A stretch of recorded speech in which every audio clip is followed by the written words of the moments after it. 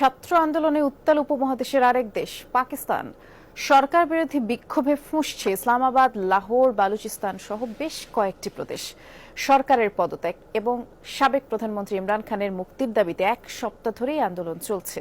দেশটির গণমাধ্যমগুলো বলছে, বাংলাদেশের সাম্প্রতিক আন্দোলনে প্রভাবিত শিক্ষার্থীরা।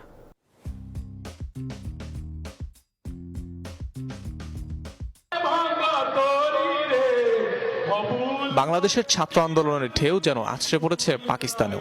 সরকার পতনের দাবিতে উত্তাল উপমহাদেশের দেশটি। সেই সাথে সাবেক প্রধানমন্ত্রী ইমরান খানের মুক্তির দাবিও জানাচ্ছেন শিক্ষার্থীরা। তবে কি বাংলাদেশের মতো একই পথে হাঁটছে পাকিস্তান? পাক গণমাধ্যমের দাবি, হাসিনা সরকারের পতন ঘটানো বাংলাদেশি ছাত্রদের আন্দোলনে অনেকটাই প্রভাবিত দেশটির শিক্ষার্থীরা। বাংলাদেশ থেকে জুগিয়েছেন বিক্ষোভের অনুপ্রেরণা।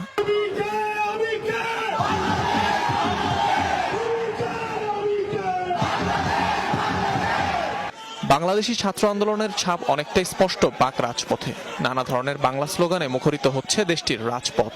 শুধু তাই নয়, রাস্তায় রাস্তায় বিক্রি হচ্ছে লাল সবুজের পতাকা। পাকিস্তানি পতাকার পাশাপাশি যা হাতে নিয়ে মিছিল করছে দেশটির ছাত্র জনতা।